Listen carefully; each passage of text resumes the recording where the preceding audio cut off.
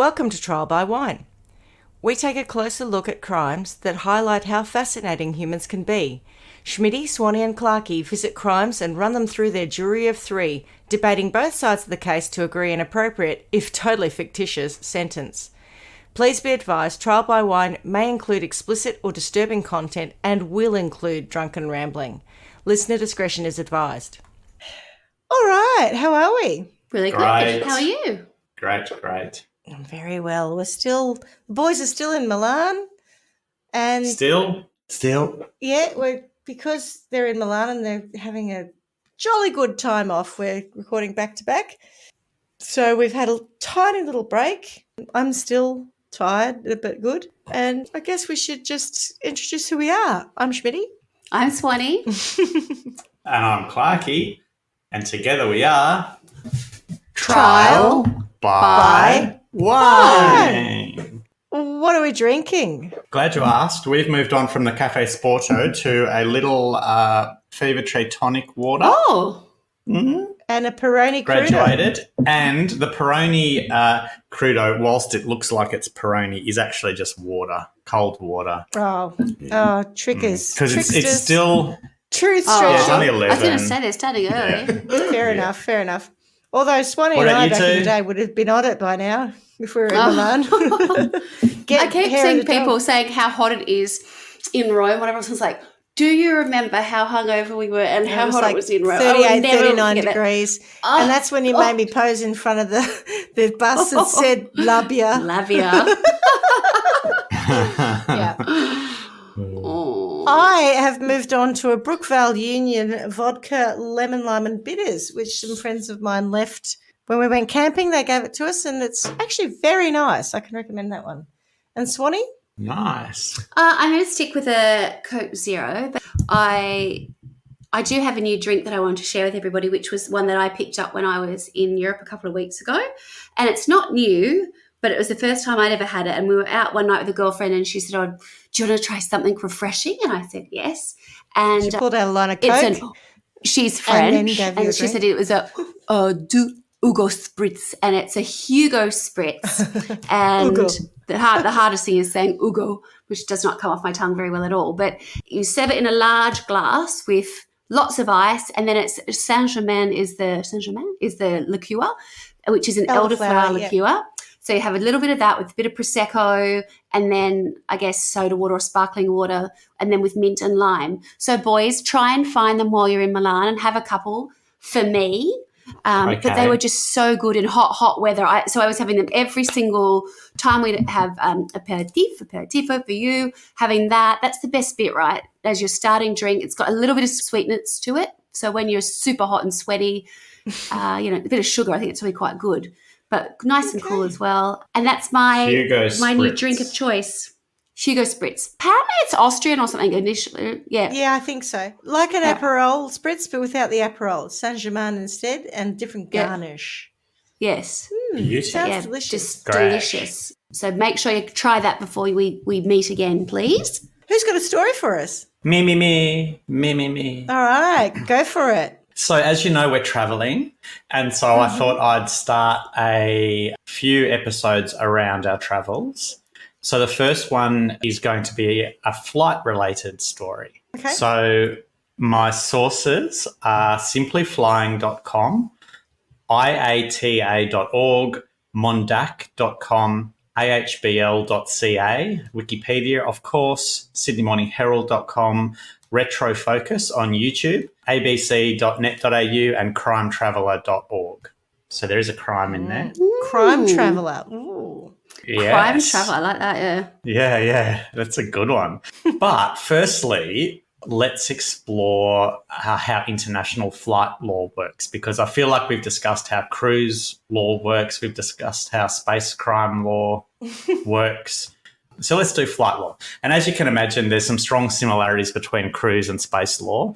So the simplest example of international flight law is when an aircraft is on the ground. In this instance, the country in which the plane is landed is the one whose laws apply.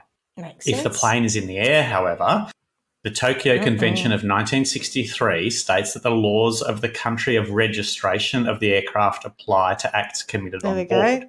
So similar to like cruise crime. Yep. Okay. There are cases where the country whose airspace the plane is in can apply their laws, usually when they are involved in some way.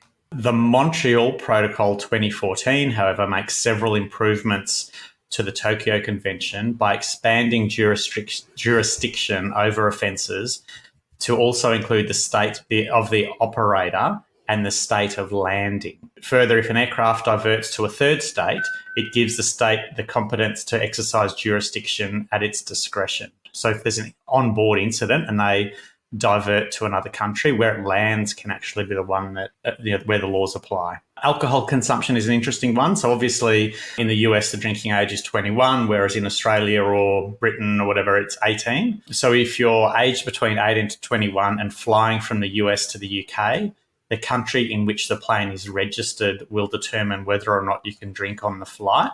So I'd recommend that you book on a flight that allows you to drink if you're wanting to do that. Let's take the hypothetical case that we took with space crimes, that Schmitty flies to Rome aboard a Singapore Airlines flight to abduct a soprano for her soap-making business. Not the second bit. I love Singapore Airlines, my favourite airlines. Yep. Possibly to La Scala, though, you could be coming. Yeah, I've been there. Anyway, go on. Right. So should that scenario play out, if on the flight home the soprano sings Help and Schmitty attempts to shut her up but gets caught and charged with unruly behaviour, which laws are going to apply? Help! Exactly like that. That's exactly what I was thinking, yes. And then you try to shut her up. Shit gets real. So if the plane is still on the tarmac in Rome, then Schmitty would be tried under Italian law.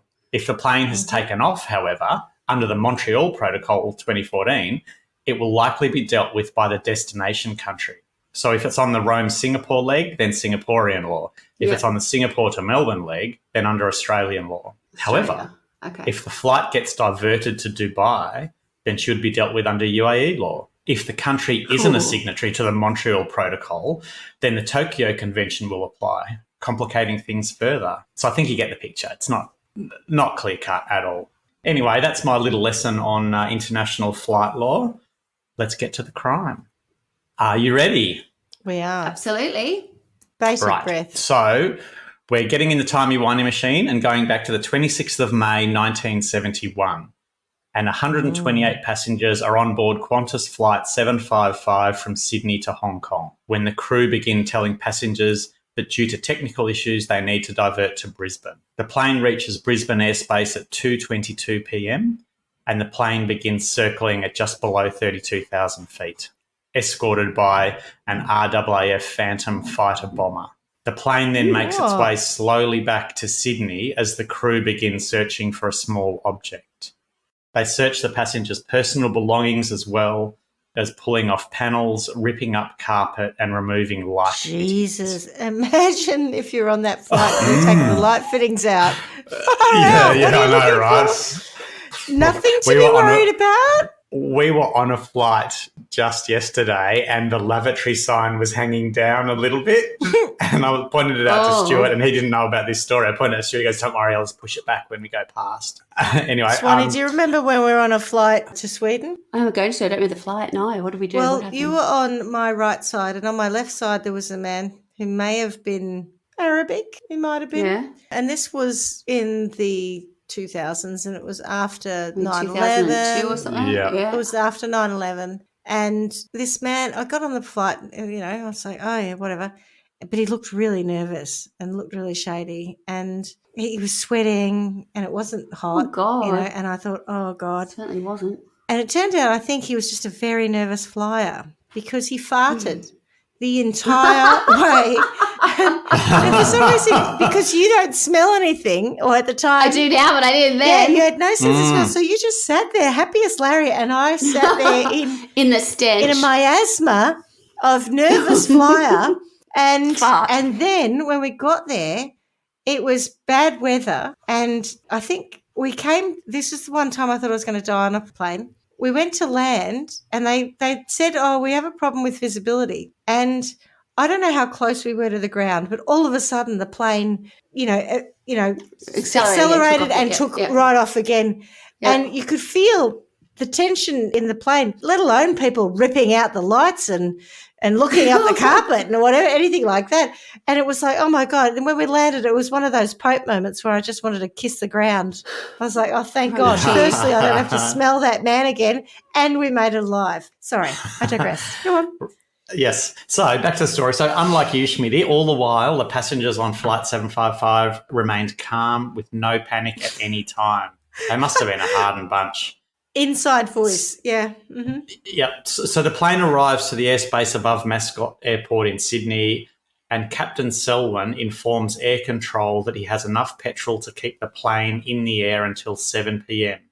at the latest, and begins circling over the ocean waiting. What was the time now? 2:22 was when they were in Brisbane, so let's say an hour, so 20 past 3 maybe. Yep. Yeah, okay. Mm-hmm. So rewind a couple of hours and the Australian Department of Civil Aviation receives a phone call from Mr. Brown, who explains that he has hidden a bomb on board Qantas Flight 755. I figured that's what he was looking for, yeah. Oh, gosh. Yeah. Fuck of you, course, Mr. the Brown. team is sceptical until Mr. Brown says that he has hidden an identical bomb in locker 84 at Kingsford Smith International Airport. Police are called and they head to locker 84 to see what they can find. They open the locker to reveal a bomb constructed out of unprimed gelignite and an altimeter, along with 3 letters. The first letter is addressed to Qantas General Manager Captain RJ Ritchie, demanding $500,000 ransom to be in unmarked $20 notes in exchange for instructions on how to dismantle the bomb on QF755.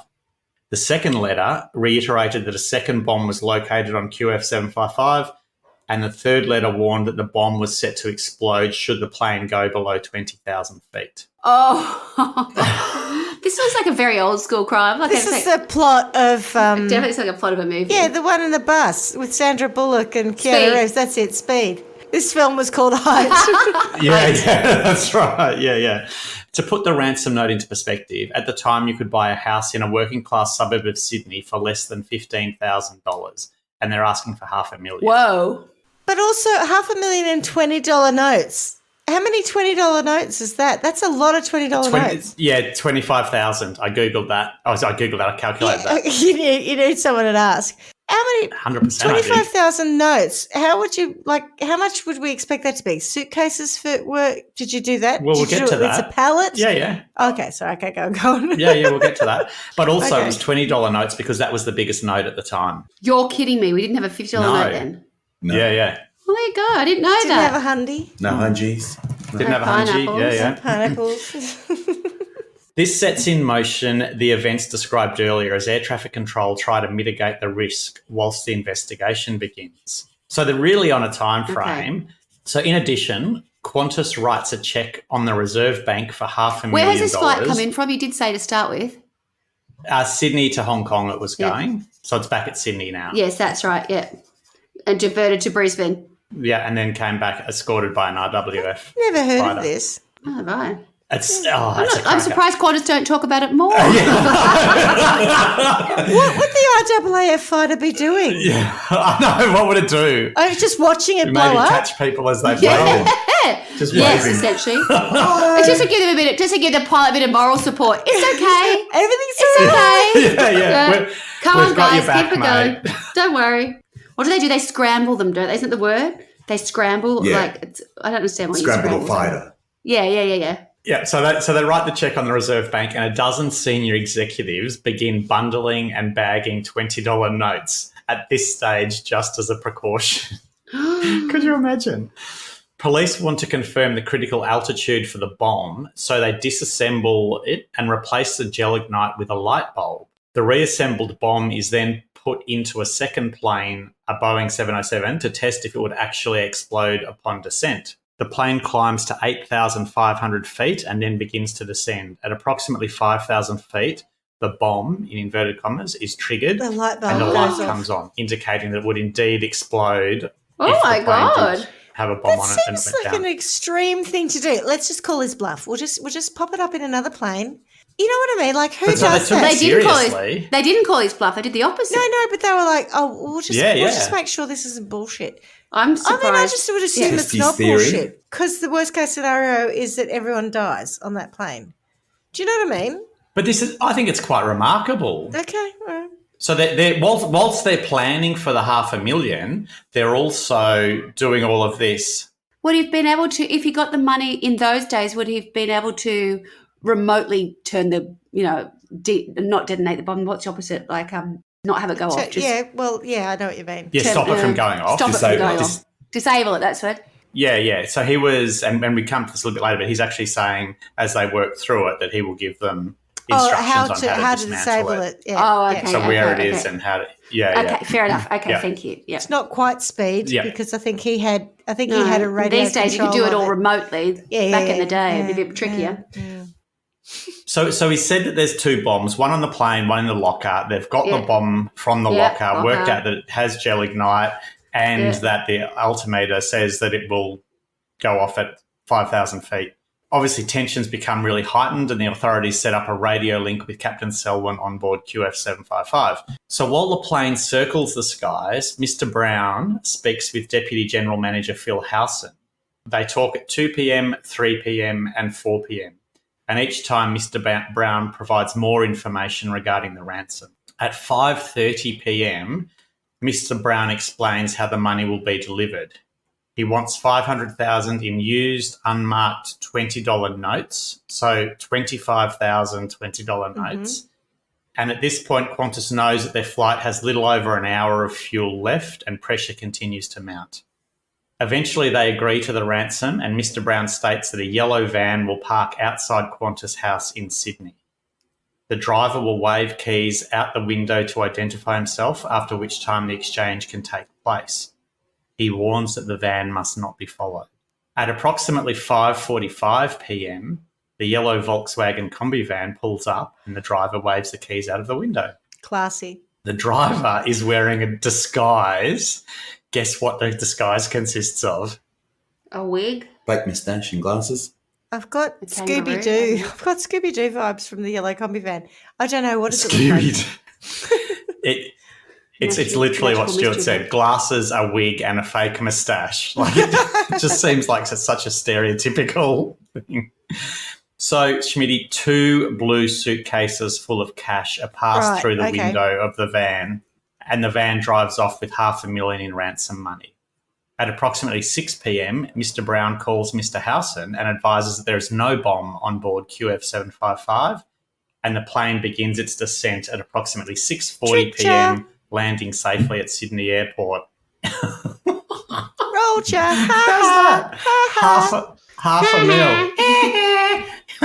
They pulled the plane apart. Oh, you fell for it. So, It's not as good as snakes on a plane, though, but keep going. yeah. So, rewind to What England. is it with It's these July motherfucking snakes on 1969. this motherfucking plane? Yep, rewind, yep. It's July 1969, and Peter McCarry is arrested on charges of indecent assault and is later released on bail. He sells his fish and chip shop to his brother for roughly $6,500, and in August of that year, he skips bail and, using a false passport, sails to Sydney, Australia. You know what they say? He finds Home employment of running a convicts. fiberglass furniture and boat building business. Yeah. Running a boat building business in Brookvale, where he meets future accomplice Raymond Pointing. Now let's head to Townsville in March 1971, 2 months before the incident. Peter McCarry watches the 1966 television thriller film The Doomsday Flight, in which a bomb with an altitude-sensitive switch is hidden on board a flight. According to witnesses, after seeing the film, McCarry said that would be a good way to make money. In April, McCarry heads to Mount Isa, where he meets Francis Sorohan, who works in the local mines. Sorohan steals gel ignite and a dozen detonators and sells them to McCarry for $100. Then, on the 11th of May, McCarry buys an altimeter and has all the equipment he needs to build his bomb. He then offers his mate Raymond Pointing $50,000 to help with the bomb threat. Pointing agreed and types out 3 letters detailing instructions for the investigators that would later be later found in locker 84. On the 25th of May, the night before the plan unfolds, Pointing drives Macari to a Hertz rent-a-car business in Alexandria, where they steal keys and subsequently a yellow That's Volkswagen a hire vehicle. Combi That's van. great. It's so good, yeah. The day after Macari drives away with $500,000 in cash, police offer a reward of $50,000 for information leading to the capture of the hoaxer.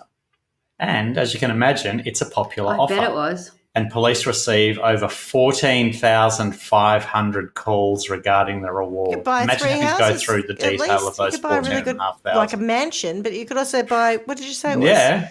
10,000 or something to buy a house? 15,000. 15,000 for a... But imagine going through 14,500 calls to find a detail. Phonetic experts are brought in to listen to recordings of phone calls with Mr. Brown, and they determine that he is likely an Englishman from the Midlands who was most likely recently emigrated to Australia. That's pretty cool. Police cross-reference this information with criminal records in England, working closely with Scotland Yard, Interpol and the FBI, narrowing down a list of suspects. 2 weeks later, police discover that the gelignite and detonators used in the Locker 84 bomb were the same as that being used in the Mount Isa mines. Oh. This suggests that Mr. Brown works or used to work in the mines or knows someone who does or did. That is really good police work.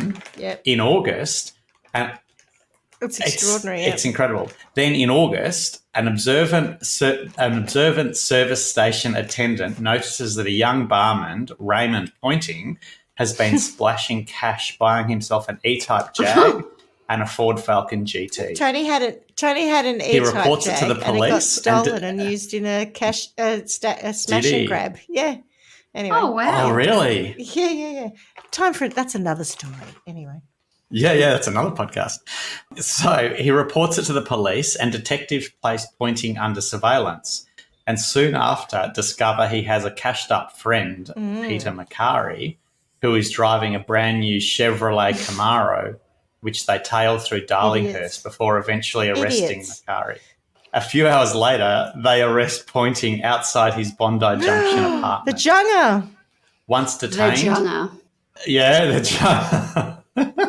Once detained, Pointing sings like a canary, confessing to his part in the hoax. And just like that, they have their suspects, who are quickly arrested and charged with demanding money with menaces and stealing a motor vehicle. How's that, demanding money with menaces? What a great name for a crime. Macari was also charged with carrying a grenade at Sydney Airport. So they've got their suspects, they've got their charges, but what about the cash? Well, soon after the arrests, a bricklayer working inside a house in Annandale tipped off police that someone other than himself was responsible for a section of fresh work. He said it had been done one night the week before and there was a fireplace behind the wall, which was now bricked up and cement rendered.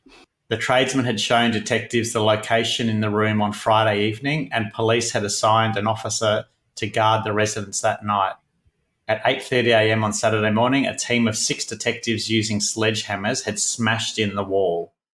Inside the fireplace was a cardboard carton, which once housed a toilet cistern. When they opened the box, they discovered 2 green disposable plastic garbage bags tied with rubber bands. They were stuffed with bundles of $20 notes. I feel sorry for whoever bought that house 30 years later and was doing a reno what could and have been. didn't find a cistern box stuffed with cash. Yeah, damn it. The detectives searched the rest of the property, breaking holes in the floors of each room and looking in the roof and the backyard. Despite a thorough search, no more of the Qantas ransom was found. Whoops. They counted the stash and found it totaled $138,240. And incidentally, Schmitty, that's $6,912 $20 notes. Imagine counting that. The amount of money that they've got would not have been easy for them to spend, It would have. because things were not that But expensive. they're so stupid. No. At all. They're so stupid. I mean, just sit on it. They should have gone well away Go from away where and they were. sit on it. Or yes, go away and pretend you're someone else entirely Yes, and start come up in. with a fake story about where you got all That's that what money. you do. Yeah. That's what you did. Yes. I am the Grand Marchioness of bloody blah blah. That's right. From the Midlands. So, in 1972, Qantas auctioned off the blue suitcases used in the ransom, along with the cars that Macari and Pointing had bought with their cash. And in July 1973, a tenant in Balmain contacted police as they were suspicious of the placement of some floorboards in their home. A subsequent search of the house led to the discovery of another $137,000 in cash. Macari had allegedly hidden in the house for a few days after the hoax. Why would you call police about your Yeah. floorboards? I'd just Oh, rip them up. I don't want to touch them. I'm a bit nervous. I think I'm feeling very suspicious. So I'm a weird. tenant. Yeah. My landlord will kill Yeah, me. oh, but I- I think it's weird. I mean, they could have Possibly. found $137,000. Yep. Wouldn't you just want to Yeah. take a little bit and go, oh, here you go? Jeepers. You see, the other one had Yeah. This is all 138,000 right. and this one only had 137, and I'm suspicious. I know. Although this one is 137 with 3 zeros, not a random amount. So I don't think that 137 was accurate Okay. reporting. I'm just putting it out there. So Macari was questioned on the whereabouts of the remaining cash, and he said that there was a third accomplice named Ken Well, who had I over wondered about that. $200,000 of the heist. No, I wondered about that because 138, 137, Yeah. I thought this is divvied up. Yeah. There's someone else in this. Yep. So according to Macari, Ken was part of a large gang and was the mastermind behind the hoax. However, police dismissed this story as there was no evidence of a third accomplice. Idiots. To date, only $260,000 of the ransom has been Someone else has got recovered. 140,000. There are rumours that the rest... And that would be... 240,000. No, but another 140,000 would take it to 400. I swear there's more people involved. Anyway. And it's 500,000 though that they got. So there are rumours that the rest is hidden underwater off Bondi Right. Beach. That's it. We're going to go do some treasure hunting. I'm sure people have been doing that for. Go I know, right? Yeah. So there were also things I read that said that's not true. Wouldn't matter just in now, case anyway, people different are $3 actually notes, wouldn't thinking it? of going and doing They that. would have been paper. Yeah, that's not None of it's any good at Yeah, all. paper. Yeah. They're all just mulch. Imagine coming out with $200,000 of $20 notes in paper. People No, be looking at you you would like, have had to "What?" have been laundering that some time ago to make that. Yeah. Yeah. So now to the trial. So an initial trial started on the 5th of October 1971. On Friday the 8th of October, at the start of the day's proceedings, Mr. Burney, speaking for his charge, stated that his client wished to plead guilty to the charges against him. He added that the defendant had listened to all the evidence produced in court and understood a trial was inevitable. Magistrate Mr. Lua and allowed the police prosecutor Sergeant R. Thomas to complete his testimony, advising that it was a better legal procedure to hear all the evidence. The charges against the co-accused Francis Sorohan were dismissed. He was the one who stole the gelignite.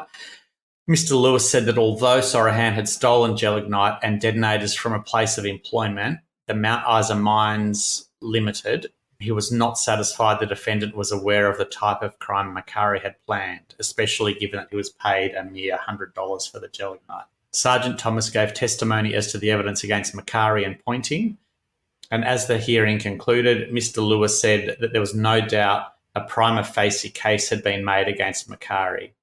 When asked if there was anything he wished to say, Mr. Brown, or Macari, replied, "I have nothing to say, sir." He was then committed for sentencing at Sydney Quarter Sessions on all 3 charges. On the 27th of January 1972, the 2 guilty men stood in the dock of a hushed courtroom at Sydney Quarter Sessions. There was a large gathering of journalists and reporters in the press gallery and a handful of people in the public gallery. The proceedings were over in 10 minutes. The circumstances of this crime are notorious. Your threat disrupted a major international air service and caused fears of imminent death to dozens of people. Judge Staunton sentenced Peter Pasquale Macari to the maximum 15 years for pleading guilty to all 3 charges. And he fixed a non-parole period of 9 years. His accomplice, Raymond James Pointing, was handed down 7 years for his part. It was announced in the Sydney Morning Herald on Wednesday the 12th of November 1980 that Mr. Brown had been deported to Brisbane the previous night. Following his release from Long Bay Jail, Peter Macari was driven under federal police guard to Sydney Airport. the Minister for Immigration, Mr. McPhee, issued a deportation order as a matter of course. The Qantas extortionist had arrived in Australia in 1969 under a false name and passport. As there was a prior criminal record in his native England, he would not have been entitled to entry. Therefore, they sent him on home. It was later reported that Peter McCarry replied philosophically when asked about the whole affair, intimating that the 9 years he had spent in prison was a high price and that crime did not pay. It is believed that Peter McCarry died by suicide around 2013. So, Schmitty, back to all of that talk of it sounding like a movie.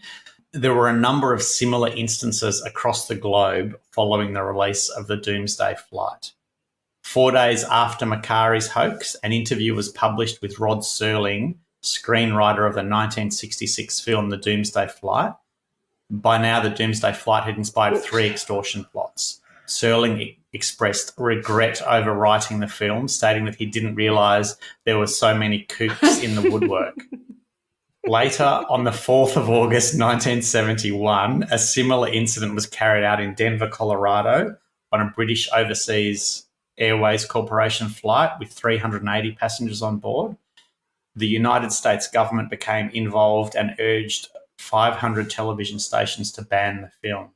Back in Australia, at 1:44 p.m. on the 4th of July 1997, a man contacted Qantas under the pseudonym Mr. Brown, and he stated that he had hidden a bomb on a Boeing 747 flight on Qantas flights 27 from Sydney to Hong Kong. And like McCarry, he said the device would explode if the plane descended below 6,500 metres, so 21,000 feet. He demanded $505,000. For Probably going to be the Inflation, biggest hoax. Yeah, adjusted for. Yeah. And said that the bomb contained tripwires to prevent it being defused. He also said that he was able to remotely detonate it if Qantas did not meet his demands. Like McCarry, the man also demanded the money in used banknotes and that they should be delivered inside a suitcase to his hotel. New South Wales police were notified, and upon further review of the technical information given by the man, they deemed the threat a hoax. Authorities reached this conclusion as not only was deactivating the bomb via remote control deemed impossible, but the hoaxer also relayed inconsistent instructions to Qantas and displayed technical ineptitude. It was highly unlikely the hoaxer would have been able to hide the device on the plane. After the threat was deemed a hoax, Qantas was able to trace the origin of the call and delivered 2 bags full of phone books to the hoaxer to give him the impression there was money inside. At 8:15 p.m, Flight 27 landed safely in Hong Kong. The calls were being made from a motel where the hoaxer stayed the night. This next day, he arranged a taxi to deliver the bags to his residence, and the police followed the taxi and arrested the hoaxer once he took possession of the bags. And lastly, popular culture has a couple of other references to the hoax. The 1971 Australian singer Peter Hiscock released a single titled A Certain Mr. Brown, detailing the events of the hoax, and I will play that for you shortly. And in 1986, Australian television film Call Me Mr. Brown was written and directed by Australian director Scott Hicks, based on the events of the bomb hoax. Qantas actively tried to stop the film being made, and despite failing to do so, Network 10, which has invested $250,000 in the film, refused to air it. The film was eventually released on video in 1990. It was that bad. And that, my friends, is the story of the Qantas bomb hoax, the greatest Australian extortion. Neither have I, which is good. Well done. Incredible. Very interesting. Incredible. Hey, I hadn't heard of it either. It's not talked about, is it? Do you want to hear the song? Yeah. I bet it's great. Mm-hmm. It's bad. So just brace I figured if it was yourselves. good, you wouldn't be playing it for us.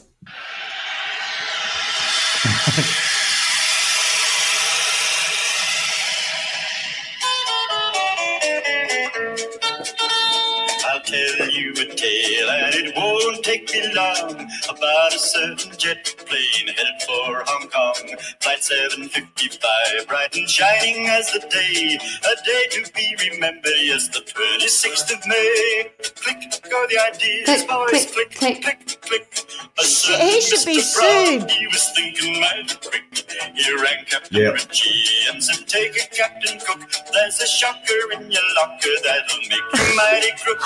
There's a shocker in your locker. Airport, the word was sent around. Flight 755 was returning to the ground. The checkers looked her over every single place aboard. A bomb, oh lordy, was it fact or was it fraud? Click go the fears, boys, click, click, click. Was it a fact or in fact was it a trick?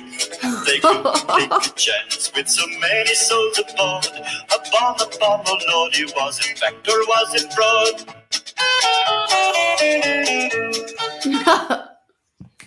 My life is forever Brilliant. enriched by hearing that. Yeah.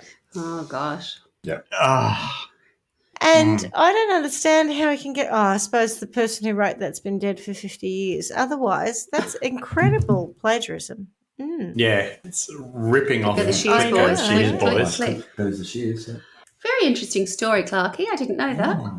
I mean, I can see why it's not I talk hadn't about Never heard of it. it Australia's at greatest all. heist that I've never heard of. on a lowdown. So imagine that, though. They actually got $500,000 in Can't 1971 believe that. That's hard to get your head around. Crime doesn't pay. in a yellow combi van with a driver wearing a disguise of Yeah, the glasses, keys. a wig and a I fake think, well, obviously moustache. it wouldn't happen today, but talk about laughable. But yeah, there you go. My favourite bit was Oh. that they sent another plane up Yeah. to see whether or not the bomb was real.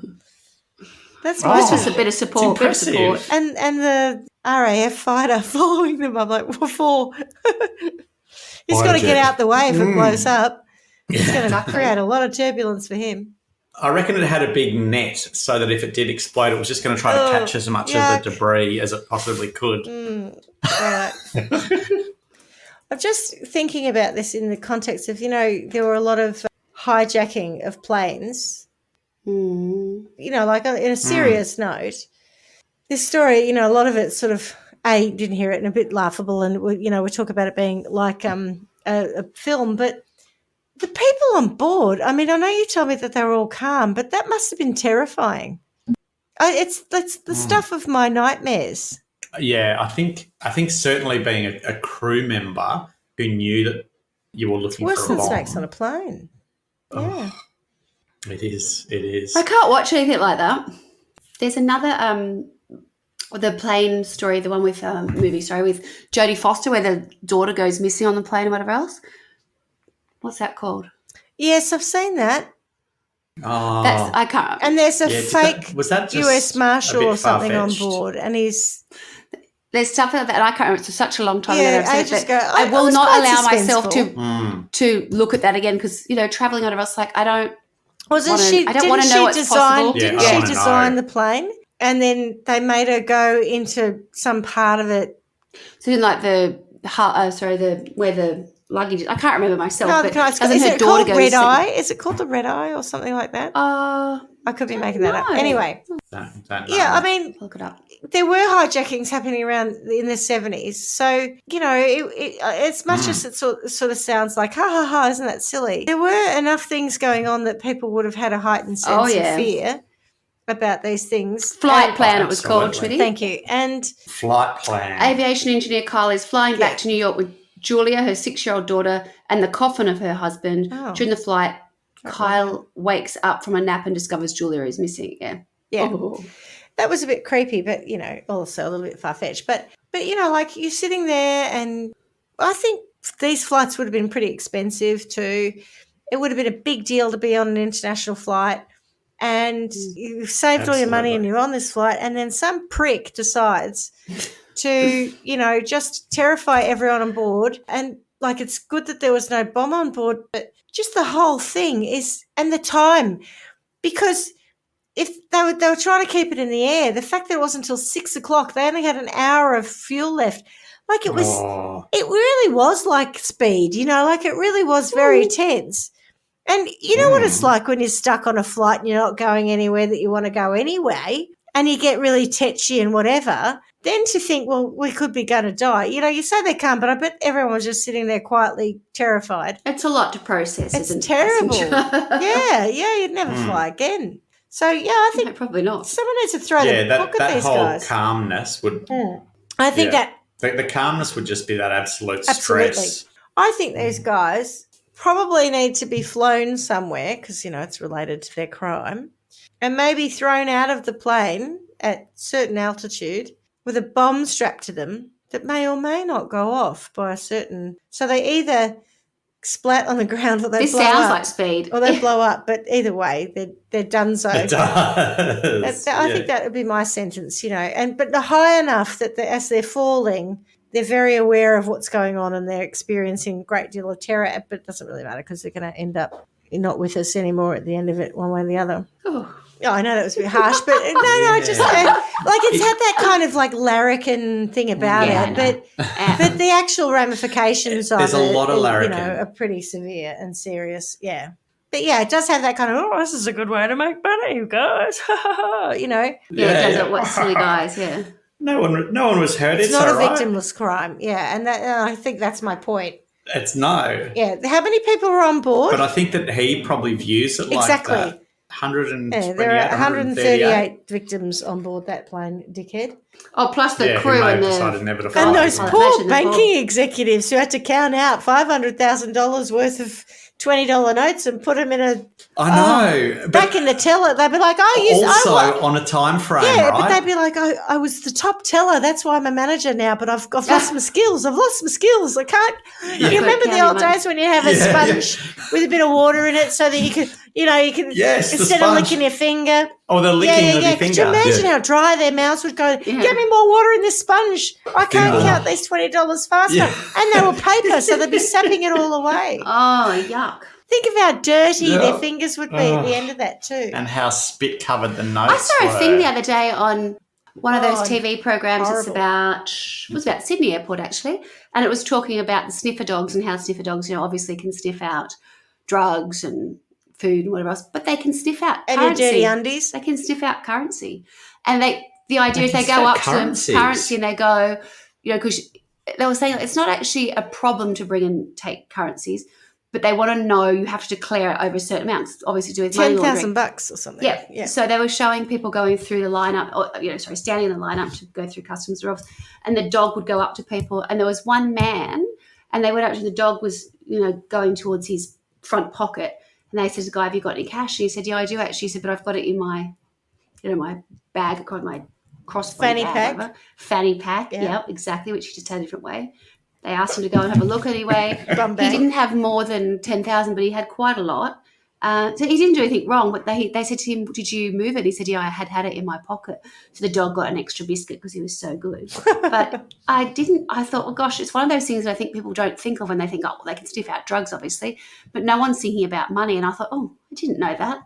Not that we're moving great amount, unfortunately, not that we're moving great amounts of money around, but... Can they sniff out the type of currency? Because I feel like, if it was euro or US dollars or something, you'd want them sniffing at that. But if it was Thai baht or something where it's like a million of them means $10, the rupee. The smell isn't strong enough, so it's not many. Yeah. I don't know the answer to that. But don't worry about it. No, that's $10 you found, not 10,000. Yeah. Yeah. Good job, mate. You can have half a schmacko for that. What a bloody waste of time. Yeah, that's right. All right, what about you guys on sentencing? I've thrown him out of a plane. Yeah, I know. You went heavy. I'm impressed by the police work. That's good. I think, we often talk about the challenges of capturing criminals back in that time because you didn't have, computer links and all of that, right? And quite quickly determine a list of suspects based on who had come over at that time. Yeah. All paper-based. Amazing. Mm-hmm. Yeah. I like that part of the crime. So the crime was in May of 71, and in 72, and in January of 72, they're sending them, or they're sentencing them. And as you said, to go through 14,000 tips. Incredible. People ringing up. 14,000 people rang up. Would you have taken the tenant with the funny floorboard? Seriously. I'm a bit suspicious about this bricklayer, though. Call a freaking handyman. But I'm a bit suspicious. Yeah. Who turns around and says, there's some bricks that were laid before I got here. No. Well, I Anyway. reckon he heard something and then probably. saw that. That makes And sense. so I went, yeah. Well, Swanee, do you want a sentence? Yes, I will sentence. I think that Yes. what I liked about the investigation was I liked the fact that when they'd found someone who obviously just understood, like old school, understood accents and dialects, and that's someone obviously understood that the British one. Okay, The then they phonetics, can yeah. yes, take it right down to that sort of it was in the Midlands, or whatever. I thought that was It wasn't that was from I enjoyed that. Birmingham. Yeah, but that was Recently clever. arrived from Birmingham. I don't know. I was trying to think what motivated them. I was trying to come up with something a bit, pointed about them being greedy. But I think I'm going to err on the side of something closer to what Schmidt did, which was that the psychological trauma that they have imposed on all of the people on that plane, the pilot, the crew, and obviously all the passengers. Because I don't have a problem with flying, but I certainly know people who do, and the anxiety that they suffer. And they might fart a lot, yeah. Maybe we could include that. Maybe they are destined to express have themselves in different ways. to feel a high level of anxiety all the time, which also leads them to have Great flatulence problems. flatulence. Exactly. Yeah. Some stinky bum action. Oh God! So that they can never not be known where they are. Everyone knows from the miasma of smell that smell- nervous flyer is here. Correct. Yep. Nervous flyer is here. That's a constant state for them. They're always stinky and feeling very anxious. Okay. Done. And boys? Right. So I think I want to sentence them to a new course that is going to be offered by one of the TAFEs in Victoria, which is a Cert 4 in how to get away with crimes. Oh. And it's going to be run by you, Schmitty, obviously. but Get I on to think the instructional design right now. Yep. Yeah, to do so well to actually get that money and then be so And they'd be bad so at stupid. I'll get just buy caught myself the so most quickly. expensive car I can find. And I've been dumb. earning Like, how $5 a week, ridiculous. and now I've got an E-Type Jag. Like, idiot. I could do anything with this money and I'm going to get caught within a couple of months. They could have Like, bought an island. Exactly. oh, exactly right. Idiots. Yeah. Maybe they So, didn't want to get on Cert a 4 in flight Schmitty's because they were worried course. about someone looking in their suitcases. Yeah. All right. Well, good one. Cert 4 in Well Schmitty's done. course, I which will enjoyed go that. for 7 years because that's the punishment. Yeah. And it will be the dullest flatulence course ever. included. Yeah. Yes, yeah. absolutely. Building the Oh, tension. no. All right. Well, thank you very much. Enjoy your day out in Milan, boys. Absolutely. And Swanee, enjoy Barbie. Will I do. was Thank you. at cinema with my kids, so I will. Yep. Until next time. I got a lot of laughs out of it. See how you go. Absolutely. All right. Until we meet again, as we say every week, miss you already. Ciao. Ciao. Ciao, Pedro. Bye. Ciao, ciao. Ciao. Ciao, ciao. Thanks for listening to Trial by Wine. You can contact us at trialbywine@gmail.com. Please rate, review and subscribe to Trial by Wine on Apple Podcasts or wherever you get your podcasts. If you'd like to support us, you can become a patron at www.patreon.com, Trial by Wine, or visit our website www.trialbywine.com to donate to us. Your support will help us cover many more cases and apply wacky sentences. We really appreciate you listening and hope you tell everyone about us. Our cover art is by John Christo and music is by Beauchamp from pixabay.com.